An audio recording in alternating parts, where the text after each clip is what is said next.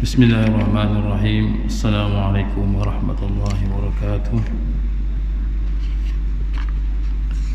Innal hamdalillah nahmaduhu wa nasta'inuhu wa nastaghfiruhu wa nastahdihi wa na'udzu billahi min shururi anfusina wa min sayyiati a'malina. May yahdihillahu fala mudilla lahu wa may yudlil fala hadiya lahu. Wa asyhadu an la ilaha illallah wahdahu la syarika lahu wa asyhadu anna sayyidina Muhammadan abduhu wa rasuluh.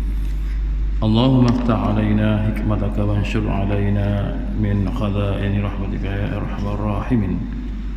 Rabbi shrah li sadri wa yassir li amri wahlul 'uqdatam min lisani yafqahu qawli. Allahumma faqihna fid din wa 'allimna ta'wil amma ba'd. Yang dikasihi dihormati sidang jemaah muslimin dan muslimat sekalian, alhamdulillah summa alhamdulillah. Syukur kepada Allah Subhanahu Wa Taala atas nikmat yang masih lagi kita menggunakan nikmat yang diberikan oleh Allah, nikmat masa yang lapang, badan yang sihat, nikmat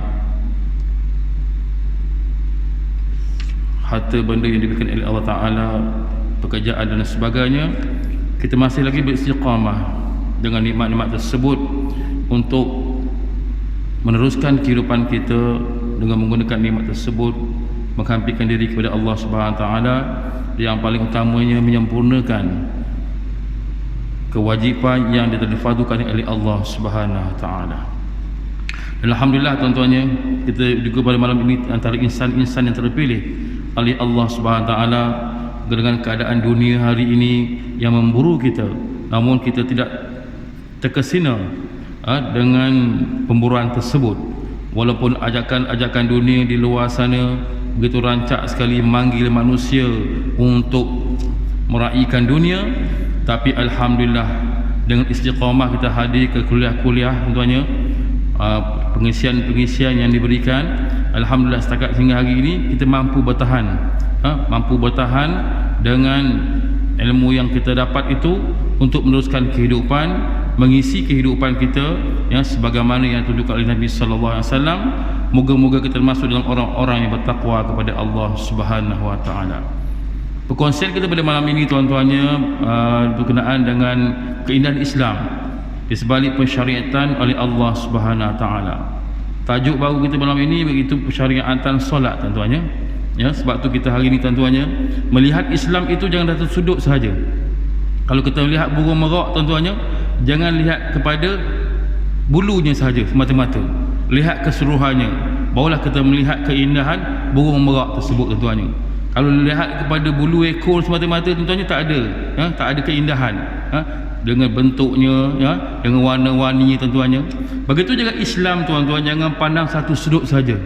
Jangan pandang pada hari raya saja, jangan pandang kepada poligami saja, jangan pandang kepada keindahan-keindahan yang kita tengok segi zahirnya, tapi lihatlah Islam itu keseluruhannya, dari sudut manhajnya tentuannya, keseluruhan peraturan-peraturan yang syariat diturunkan oleh Allah SWT, kita menghayati syariat tersebut dan laksanakan dalam diri kita. Bila kita menghayati dan melaksanakan dalam diri kita, insya-Allah tuan-tuannya keberkatan itu turun daripada Allah Taala, baldatun thayyibatun wa rabbun ghafur, yang kita impi-impikan negara yang dapat kemakmuran, iaitu negara yang amat makmur yang mendapat keampunan Allah Subhanahu Wa Taala. Keampunan di sebalik pelaksanaan syariat yang diturunkan oleh Allah Taala. Sebab itu tuan-tuan, Islam ini keindahan dia tuan-tuannya. Bila kita tengok ketika mana Nabi sallallahu alaihi wasallam disusukan oleh ibu susu, Halimatus Sa'diyah tuan-tuannya, masya-Allah. Bagaimana seorang ibu tu jadi miskin tuan-tuannya, dia mengambil tugas bersetuju untuk menyusukan seorang rasul yang membawa Islam tuan-tuannya. Tengok hasil tuan-tuannya. Daripada mana hidupnya susah jadi senang tuan-tuannya, untanya menjadi gemuk-gemuk belaka tuan-tuannya, keadaan kesusahannya hidupnya tuan-tuannya, kambing-kambing membiak dengan banyaknya tuan-tuannya, air susunya melimpah ruah tuan-tuannya. Nikmat hasil daripada memelihara seorang rasul yang membawa Islam tuan-tuannya. Dan kita hari ini lagi mudah tuan-tuannya, kita hari ini bawa Islam terus, yang sempurna dibawa Nabi sallallahu alaihi wasallam. Rintangannya ibarat yang tak ada rintangan tuan-tuannya, dihampakan oleh Allah dengan kemudahan-kemudahan lagi tuan-tuannya untuk melaksanakan syariat Allah Ta'ala. Namun ada juga dari manusia-manusia hari ini yang mempermainkan syariat Allah Ta'ala, tuan-tuannya. Yang ini dalam Al-Quran, Allah bagi peringatan kepada orang-orang yang mempermainkan agama Allah Subhanahu Wa Ta'ala, tuan-tuannya. Sedih sekali, tuan-tuannya, saat ini, tuan-tuannya, dunia kepada penghujungnya. Allah memperlihatkan berbagai-bagai, tuan-tuannya, hari ini dunia hari ini nak berakhir. Berbagai-bagai tanda Allah tunjuk pada kita. Tapi ramai juga ada manusia-manusia hari ini namanya Islam, tapi mereka mempersendakan Islam, tuan-tuannya, mempersendakan syariat diturunkan oleh Allah Subhanahu Wa Taala. Ini hasil daripada tidak faham tentang Islam itu sendiri. Dia memandang Islam satu sudut saja, tuan-tuannya. Ini kesan daripada pandangan-pandangan yang salah, tuan-tuannya. Lepas tu, tuan-tuan, alhamdulillah, tuan-tuannya, kita hari di masjid kita berbagai-bagai tajuk, tuan-tuannya, kupasan yang dibawa oleh para pengkuliah tentang Islam, tuan-tuannya, ya, dari sudut fiqahnya, tasawufnya, dari sudut tauhidnya, tuan-tuannya, melengkapi antara satu sama lain dan menjadikan kita memahami Islam itu secara keseluruhannya, tuan-tuannya. Itu kefahaman yang ada hari ini, tuan-tuannya. Jangan kita tertipu dengan, tuan-tuannya, apa yang dibawa oleh golongan-golongan yang tak suka pada Islam, ya, seperti golongan-golongan orientalis, golongan-golongan kristianisasi sebagainya, yang cuba manipulasi hari ini dengan ilmu yang ada hari ini, dengan Islam yang ada hari ini. Mereka manipulit balik, mereka menterjemahkan balik ayat-ayat yang mengikut selera mereka, tuan-tuannya. Dan hari ini begitu sedih bagaimana orang yang ada ilmu agama boleh terpesong, terjebak dengan perkara begini, tuan-tuannya. Mereka bukannya orang yang biasa-biasa, tuan-tuannya, sudut agamanya, tapi boleh ikut juga, boleh mengikut orang-orang yang nak memusnahkan Islam, tuan-tuannya. Tak kenal di antara musuh dan kawan, tuan-tuannya. Pada hidup 50 tahun dah, mengaji merata dah, pergi surau, pergi masjid, pergi madrasah, tuan-tuannya, kitab bersusun kat rumah, tuan-tuannya, kitab tafsir bersusun, berbagai tafsir ada, yang terkini ada, yang dulu ada, tapi masih juga mengikut jejak-jejak mereka yang tak suka pada Islam. Itulah tandanya bagaimana kekuasaan Allah Ta'ala memperlihatkan kepada kita, jika dalam hati itu ada penyakit, tuan-tuan, pastinya cahaya yang dicari selama ini, sinar yang dicari selama ini, tuan-tuannya, pastinya tidak akan bertemu, tuan-tuannya. Fi qulubihim marad, dalam hati mereka ada penyakit, tak yakin dengan Islam, tuan-tuannya, tak yakin dengan agama yang dianut itu sendiri, tuan-tuannya, tak yakin dengan peraturan Allah, tak yakin dengan negara Islam itu sendiri, tuan-tuannya. Itu menyebabkan bila ada penyakit dalam hati, tuan-tuannya, jadi hati jadi buta, tuan-tuannya. Inilah perkara ni hari ni kita hari nak ubat, tuan-tuannya. Sakit mata tak ada masalah lagi, tuan-tuannya, rezeki zahirnya tak nampak dunia. Tapi kalau sakit hati, tuan-tuannya, buta hati, tuan-tuannya, cakaplah ayat apa sekalipun, bawalah hadis apa sekalipun, bawalah bukti apa sekalipun, dari langit turun pun dia tak akan memandang itu sebagai kebenaran. Sebab tu kita cukup bimbang kita tergolong dalam golongan-golongan begini. Namun, tuan-tuannya, alhamdulillah, tuan-tuannya, sampai saat ini kita masih lagi beristiqamah sebagai seorang muslim yang melaksanakan perintah Allah Subhanahu Taala, dan kita masih lagi dalam keadaan kita hari ini menjaga Islam yang kita hari ini dapat daripada Nabi sallallahu alaihi wasallam, tuan-tuannya. Sebab tu Allah beri peringatan, tuan-tuannya, orang-orang yang bermainkan agama, mempersendakan agama, tuan-tuannya, tempat dia bukan dalam syurga Allah Taala. Dalam surah Al-An'am Allah berfirman, a'udzubillahi minasyaitonirrajim, wa zaril ladzina ittakhadhu dinahum la'iban wa lahwan wa gharratuhumul hayatud dunya. Sampai habis panjang, ya. Maksudnya, dan janganlah diri, dan jauhkanlah diri dari orang-orang yang menjadikan agama mereka sebagai permainan dan hiburan, dan mereka pula telah diperdayakan oleh kehidupan dunia. Dan peringatlah dengan Al-Quran supaya tiap-tiap diri tidak terjebak dalam azab Allah dengan apa yang telah diusahakan, perbuatan buruk dan keji itu. Jadi ayat ini Allah mengatakan kepada kita, kita wajib menjaga kesucian agama, tuan-tuannya. Di zaman hari ini, tuan-tuannya, berbagai-bagai hari ini, apa yang kemudahan-kemudahan yang ada hari ini, tuan-tuannya, orang-orang bukan Islam cuba memadamkan cahaya Allah Subhanahu Taala, tuan-tuannya. Tapi, tuan-tuannya, Allah bagi jaminan, tuan-tuannya, cahaya yang mereka nak padam itu mereka tidak akan mampu padam, tuan-tuannya.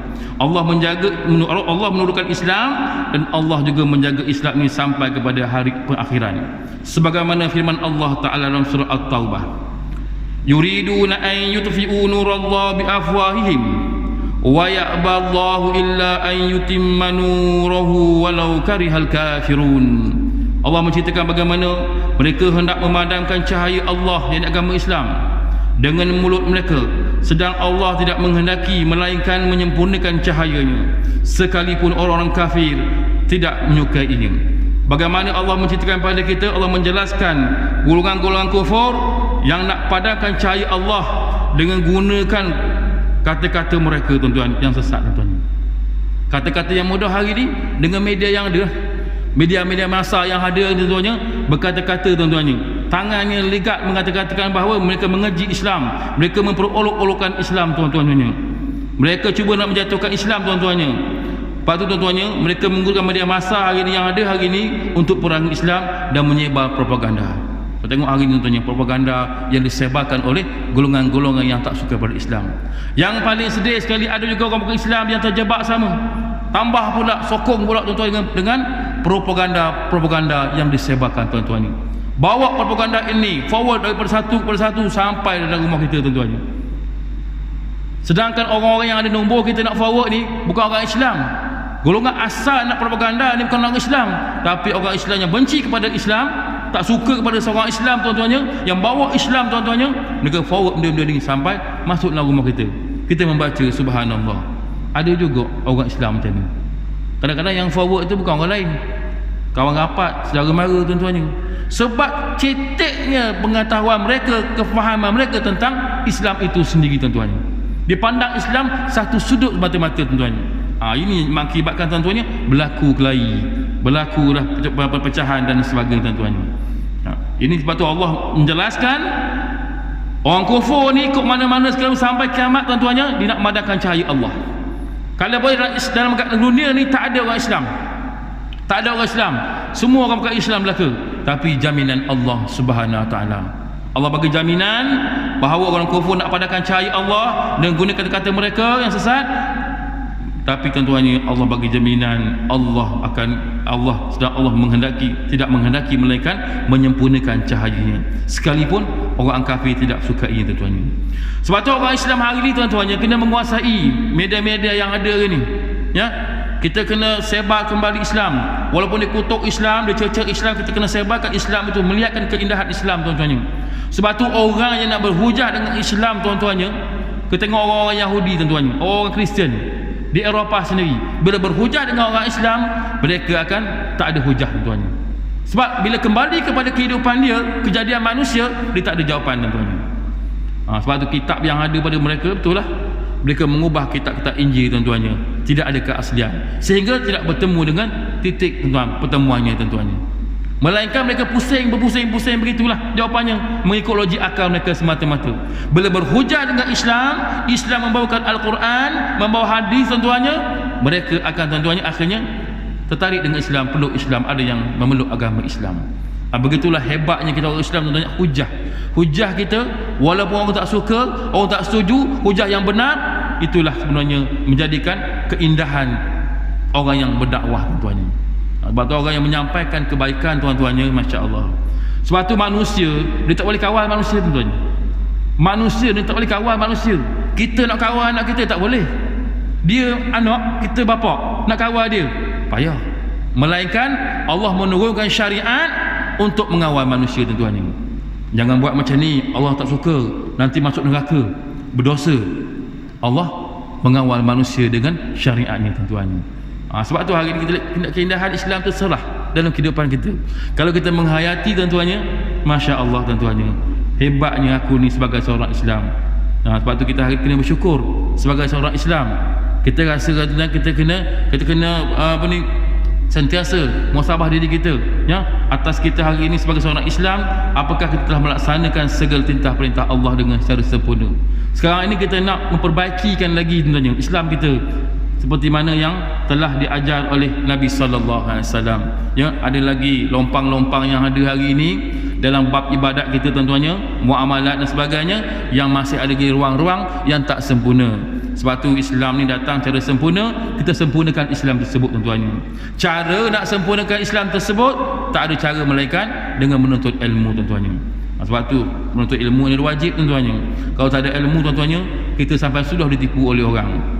dari semanhaj apa sekalipun tuan-tuannya, sistem apa Islam pun kalau tak ada ilmu akan tuan-tuannya ditipu oleh orang.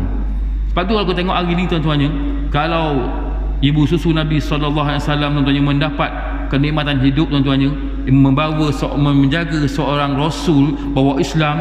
Kalau kita tengok tempat kita dunia kita hari ni tuan-tuannya, orang yang membuat perbankan Islam, jabatan-jabatan yang melaksanakan kerja mereka mengikut kaedah Islam tuan-tuannya, Masya Allah tuan-tuan, kita lihat mereka mendapat kejayaan tuan-tuannya.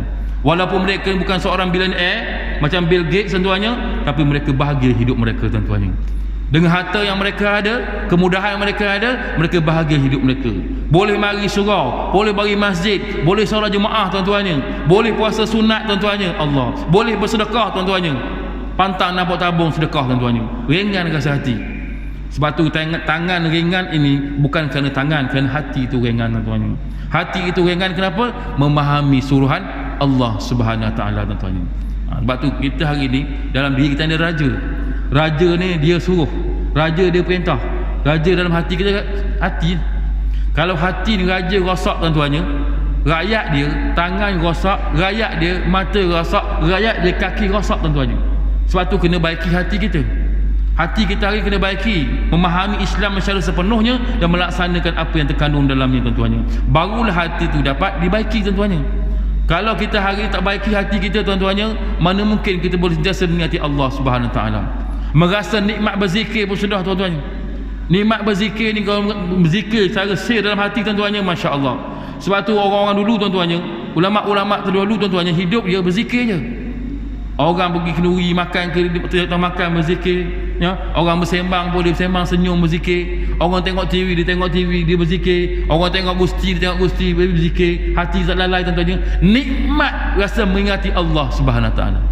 Dan kita boleh tak gitu tuan-tuan? Allah Akbar. Dengar ketubah pun tidur tuan-tuannya. Bukan kata dengar ketubah pun boleh tidur tuan-tuannya. Sebabkan ketubah tu, kalau dengar nikmatnya ketubah hari ni, peringatan hari ni, ya, tentang bahaya Covid. Contohnya rasa nikmat, walaupun kau peringatan 10 minit, kata tak sabar nak tunggu hari ni ketubah ni dibaca, menunggu-nunggu kita.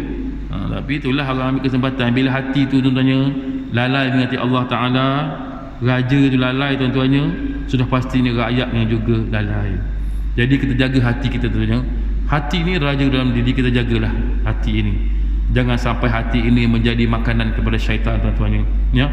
Penyakit hati yang paling dahsyat sekali, makanan syaitan, yang sentiasa syaitan itu, ya, mengikuti kita, iaitu penyakit sombong tuan-tuannya. Sebab itulah penyakit sombong tuan-tuannya, sehingga kan tuan-tuannya syaitan dilaknat oleh Allah Subhanahu Taala. Kesombongan itulah yang menjadi makanan syaitan selama ini, yang kita bawa merata-rata tuan-tuannya. Bawa kereta bawa sombong, ya tuan-tuan, Masya Allah. Pergi kerja, pergi bank bawa sombong, masuk supermarket bawa sombong. Jadi syaitan ni makanan dia kita bawa.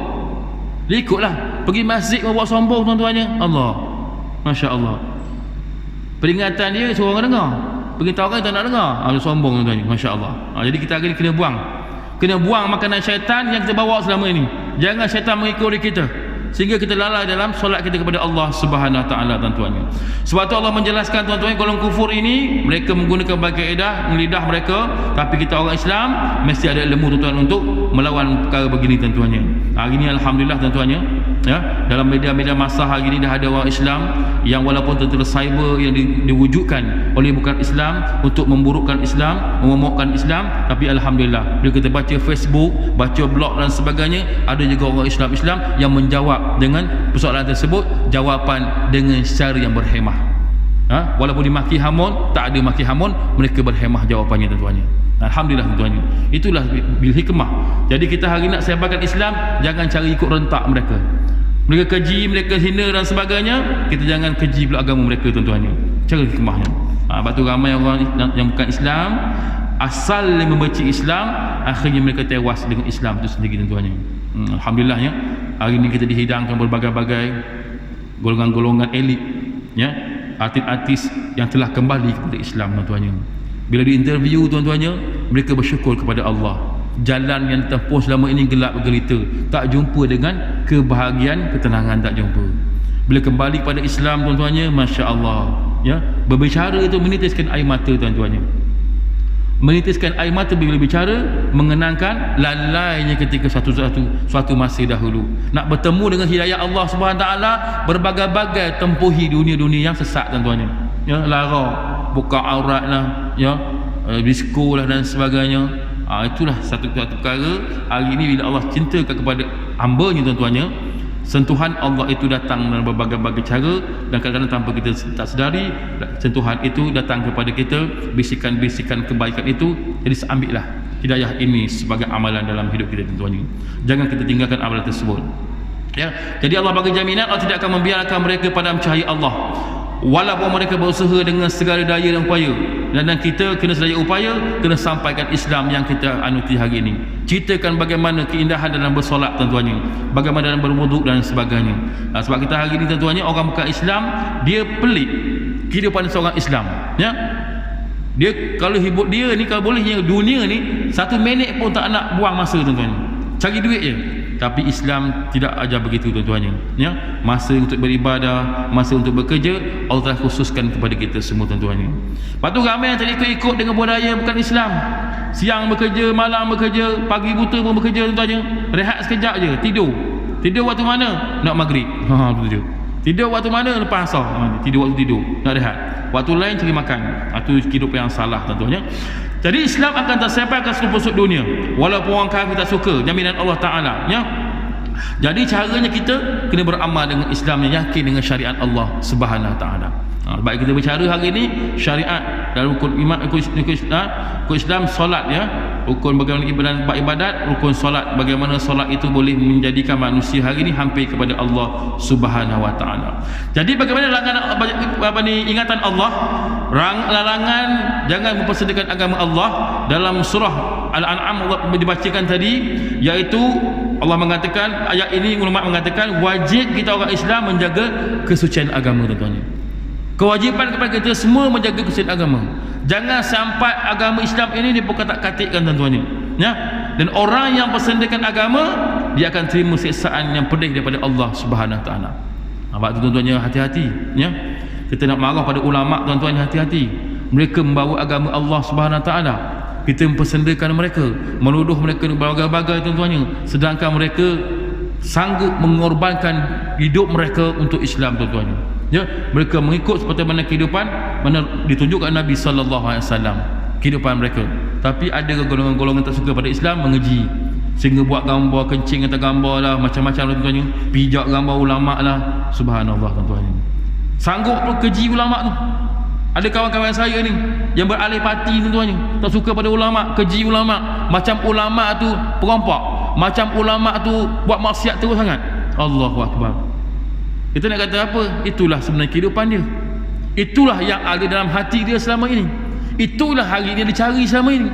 Jadi kita boleh nasihatlah kembali kepada kebaikan. Tapi macam mana tuan-tuannya? Orang yang macam ni payah tuan-tuannya. Sebab tu orang yang bersedekah agama, Allah akan seksa yang pedih. Jadi kita sebagai Islam wajib jauhi perkataan atau amalan yang menjatuhkan maruah diri itu sendiri. Jadi apa yang akan dimaksudkan dalam ayat ini, perbuatan bersedekah agama? Ulama mengatakan perkataan maksud bersedekah agama itu iaitu perkataan atau perbuatan yang menjatuhkan martabat agama. Contoh apa dia? Memperkecilkan tuntutan agama, memperkecilkan syariat, solat, puasa, haji dan sebagainya. Ini bahaya tuan-tuannya. Sebab tu kata ulama lagi, ya, maksud perkataan bersedekah agama, perbuatan perkataan yang menjatuhkan martabatnya, iaitu orang yang tak solat tuan-tuannya. Orang yang tak solat ini masuk dalam kategori mempersedekahkan agama. Sedih tuan-tuannya bila orang Islam yang tak solat, tanpa dia sedari dia sebenarnya termasuk dalam kategori manusia yang mempersedekahkan agama, ya. Dan ada yang ketiga, golongan yang bangga apabila langgar perintah Allah Subhanahu Wa Taala, ya. Tak semayang rasa tak ada benda, boleh bangga lagi, aku tak semayang tak ada benda pun boleh makan kenyang, rumah besar, kereta besar, tak ada masalah pun, anak semua berjaya. Ini golongan mempersendakan agama tuan-tuannya. Kita jangan masuk dalam golongan ini tuan-tuan, ya. Jangan termasuk dalam golongan-golongan ini tuan-tuannya. Orang yang melanggar perintah Allah, buat maksiat ini tuan-tuannya, buat dosa ni tuan-tuannya, sebab dosa ini tuan-tuan akan makan diri mereka sendiri. Kata ulama, dosa ini adalah virus yang menyebabkan hati menjadi rosak tuan-tuannya. Ni betapa dahsyatnya virus dosa tuan-tuannya. Virus dosa yang kita buat ini tuan-tuannya, yang bersarang dalam diri kita tuan-tuannya, mempersederhanakan agama contohnya, dia menjadi virus yang merosakkan hati manusia. Bila hati rosak, raja rosak tuan-tuannya, dalam hati dalam diri kita raja rosak, bagaimana rakyat itu boleh keadaan jadi baik tuan-tuan. Sebab tu kena jaga baiki hati kita tuan-tuan. Sebab tu tuan-tuannya, dosa yang dikatakan virus ini ya, dia akan merosakkan hati kita secara perlahan-lahan dan peringkat-peringkat. Sebab tu ulama telah membagikan dosa yang dibuat ini, virus ini dalam 4 peringkat ya. Peringkat pertama dikata apa virus dosa ini, iaitu virus yang pertama, rasa bersalah dengan dosa. Ini peringkat pertama, virus yang merosakkan hati manusia. Orang yang buat dosa tuan-tuannya, dia rasa bersalah dengan dosa dia buat ini, cepat-cepat dia bertaubat kepada Allah Ta'ala. Innallaha yuhibbut tawwabin wa yuhibbul mutatahhirin tuan-tuannya. Atau orang suka, Allah suka pada orang yang bertaubat, sebab dia boleh menyucikan jiwa mereka tuan-tuannya. Lepas tu kita buat salah tuan-tuannya, segi perkataan ke perbuatan ke, cepat-cepat kita beristighfar kepada Allah. Sebab tu Nabi SAW mengajar kita ya, supaya apa, tak tinggalkan setiap hari hidup kita hari dengan beristighfar kepada Allah Ta'ala. Duduk saja sambil buat kereta, istighfar lah. Daripada Kuantan nak sampai kepada Kompleks Untung, saya ingat istighfar ada 1000 kali. Allah. Dah kalau orang potong horn kita nak tunjuk penumbuk tak? Tak. Tengok istighfar tuan-tuan ni. Orang horn kita buat kereta slow, kita nak marah tak? Tak mungkin marah. Sebab kita bersama dengan istighfar kita tuan-tuan ni. Sebab tu kelebihan tuan-tuan ni. Sebab tu manusia hari ni huru-hara hidup dia. Orang buat slow pun dia marah, orang buat laju pun dia marah. Jangan potong dia pun marah, horn pun marah tuan-tuan ni. Jiwa tak tenang tuan-tuan ni. Sebab tu, sebab tak beristighfar. Sebab dosa, kita ni manusia tak lepas sunyi pada buat dosa. Jadi dengan istighfar itulah tuan-tuannya, Allah mengampunkan dosa kita tuan-tuannya. Perbanyakkan istighfar tuan-tuannya ya? Banyak istighfar kepada Allah Subhanahu Taala. Sebab tu kata ulama, rasa bersalah dengan dosa. Orang yang buat dosa tuan-tuannya, hatinya akan rasa gelisah ya. Lepas tu orang yang buat salah tuan-tuannya, gelisah hati dia, tak tenang hidup ya. Tadi tipu isteri, tadi tipu suami, rasa tak senang hidup ni, nak makan nasi pun tak selera. Tanya suami, kenapa tak selera bang? Ada, saya cakap tipu sikit awak tadi.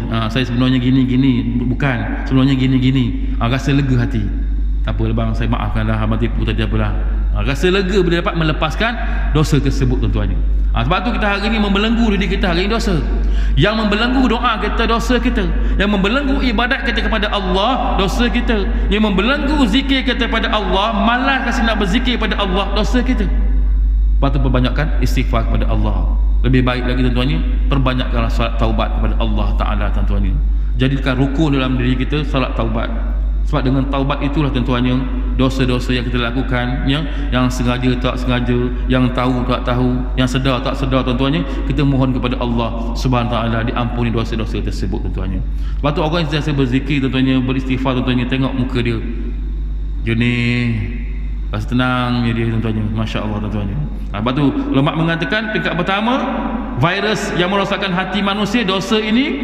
Yang pertama, rasa bersalah dengan dosa, lantas dia bertaubat kepada Allah Subhanahu Taala. Sebab tu tuan-tuan hari ni hari ni kalau kita tengok hari ini ya, berlaku konflik dalam diri manusia ya, bila mana dihantui dengan rasa bersalah tuan-tuannya. Saya pasti ramai orang rasa bersalah tuan-tuannya, berlaku dia di raut tuan-tuannya. Saya pastinya, tak kira pegawai pangkat jenis apa sekalipun yang terlibat dengan raut ni, mesti hati dia tak senang tuan-tuannya ya. Mungkin ada yang menangis ke, ada mungkin yang pergi buat umrah ke, minta mohon, sebab macam-macam. Bila bersalah tuan-tuan, dia menghantui diri. Bila menghantui diri tuan-tuannya, diri tak tenang rasa tuan-tuannya. Nak semayang teringat Allah, aku di raut, aku terlibat juga. Nak makan teringat Allah, jadi SPRN datang matilah aku. Dosa tu menghantui diri tuan-tuannya. Sebab tu kita banyak bertaubat kepada Allah tuan-tuannya. Diri hari ni tak sunyi daripada buat dosa tuan-tuannya.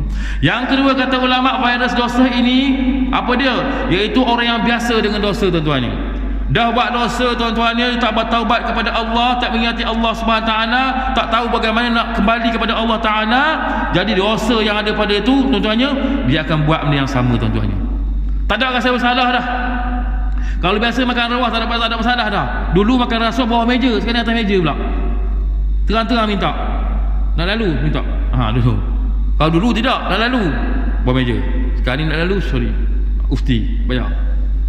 Jadi biasa dengan dosa tuan-tuannya. Orang macam ni cukup bahaya tuan-tuannya. Virus itu membiak dalam diri mereka. Kalau kita tengok virus AIDS tuan-tuannya, virus ataupun ni penyakit-penyakit bahaya tuan-tuannya, dia sampai stage 4 tuan-tuannya, ketika itu tuan-tuannya hanya tunggu masa kematian saja. Sebab tu dosa ni ada ini virus. Sebab tu ulama kata dosa ini virus.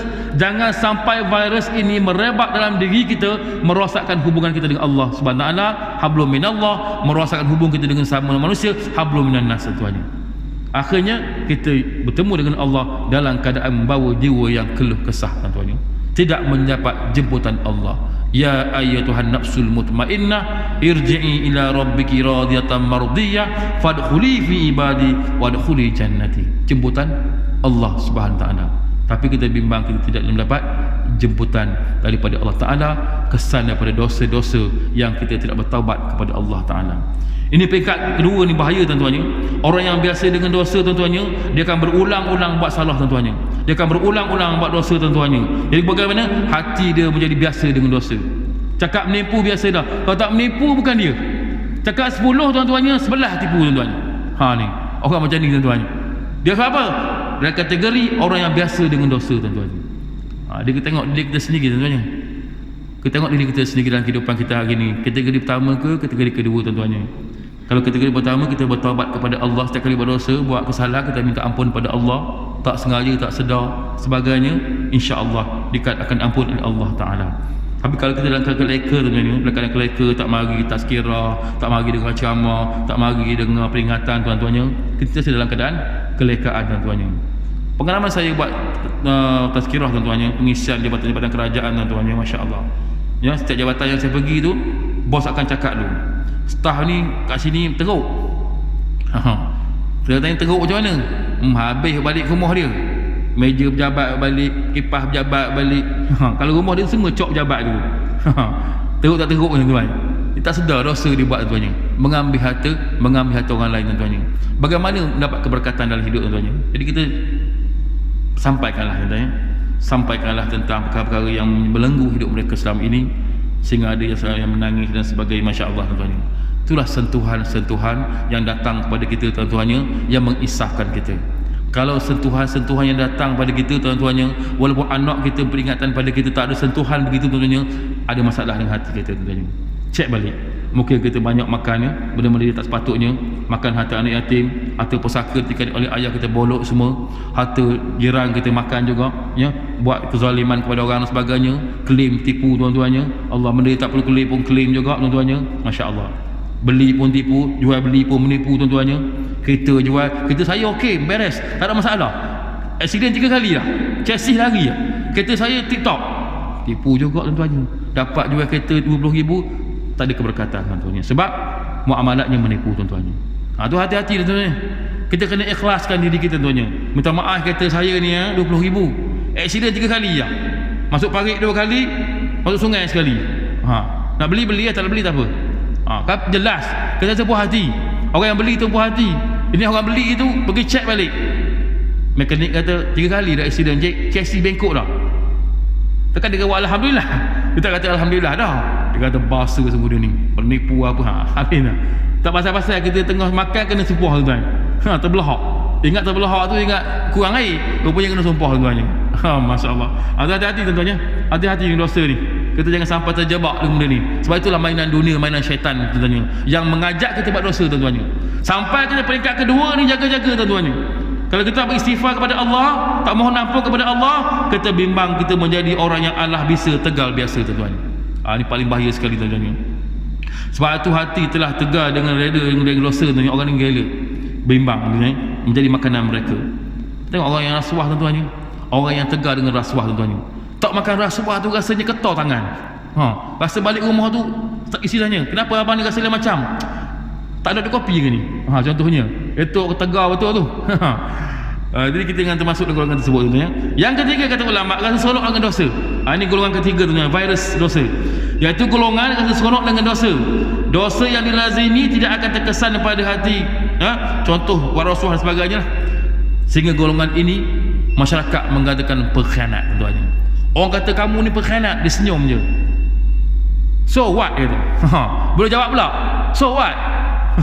Pengkhianat negara, kamu apa hal? Jadi biasa, jadi suka dengannya, jadi tak rasa salah, tak rasa malu dengan dosa. Tuan-tuannya, ini hati, maknanya hati ketika itu sedang dalam keadaan nak ditalkin dengan tuan-tuannya. Sebab yang keempat, kata ulama, jadi pembela kepada dosa. Tuan-tuannya, mengajak orang buat dosa. Tuan-tuannya, ini peringkat tenat. So bila orang macam ni, peringkat keempat, pembela kepada dosa, virus ini. Tuan-tuannya, apabila mereka diberi peringatan, tuan-tuannya, oleh tazkirah, oleh pada kuliah dan sebagainya, dia marah. Tuan-tuannya, marah, ya. Ngatakan orang saja, tak katakan orang tak boleh ke? Marah ke ustaz tu. Kubur masing-masing lah, masing-masing buat hal lah. Macam ni, orang pembela kepada dosa. Tuan-tuannya, na'udzubillah min zalik. Moga-moga kita termasuk dalam golongan tersebut. Tuan-tuannya, jadi insyaAllah tuan-tuannya, 4 golongan tadi virus dosa. Tuan-tuannya, peringatan pada kita semua, ketika mana kita hari ni buat salah, terus beristighfar pada Allah, mohon ampun pada Allah Ta'ala. Dan jangan lupa setiap hari tuan-tuannya, buatlah salat sunat taubat. Jadilah amalan kita yang kita hari ni, rutin kehidupan kita hari ni. Salat sunat taubat ni tak kira malam boleh, siang boleh, lepas duha boleh taubat, lepas ba'diyah boleh taubat, boleh bila masa. Tuan-tuan, tapi bukan macam tahajud, taubat bila masa. Itulah tanda kita mensyukuri Allah, kita mohon ampun kepada Allah dengan dosa-dosa yang kita buat hari ini. Kadang-kadang tanpa kita sedari, kita buat perkara tersebut di atas kejahilan kita, waktu mana Allah uji kita, di waktu hidup muda kita, lalai kita dalam mengingati Allah Subhanahu Wa Taala. Kalau kesempatan Allah bagi pada kita hari ini, ruang yang ada hari ini, selalu hadir rumah Allah, diberi peringatan oleh Allah Ta'ala. Ambillah ruang kesempatan yang ada hari ini. Tentunya sebelum kita dijemput oleh Allah Ta'ala, perbanyaklah solat sunat taubat dan beristighfar kepada Allah Ta'ala. Jaminan Allah tadi, innallaha yuhibbut tawabin wa yuhibbul mutatahhirin. Allah berkasih kepada orang yang bertaubat dan menyucikan jiwa mereka. Tuan-tuannya, moga-moga jiwa yang keluh kesah selama ini, solat tak khusyuk, mandi pun rasa tak basah, makan rasa tak kenyang, dalam kehidupan hari ini rasa tak selesa. Tuan-tuannya, perbanyaklah kita beristighfar kepada Allah. InsyaAllah tuan-tuan kita sambung pertemuan akan datang berkenaan dengan ibadat solat dalam syariat yang diturunkan oleh Allah Ta'ala. Bagaimana kita berkongsi nanti solat ini boleh menjadikan syariat ini boleh menjadikan manusia hari ini dalam kawalan Allah Subhanahu Wa Ta'ala. Yang baik itu datang daripada Allah Ta'ala, yang kurang kelemahan lagi sendiri, sama-sama kita baiki kelemahan kita. Minta maaf terkasar bahasa dalam perkongsian tadi. Wallahu alam. Assalamualaikum warahmatullahi wabarakatuh.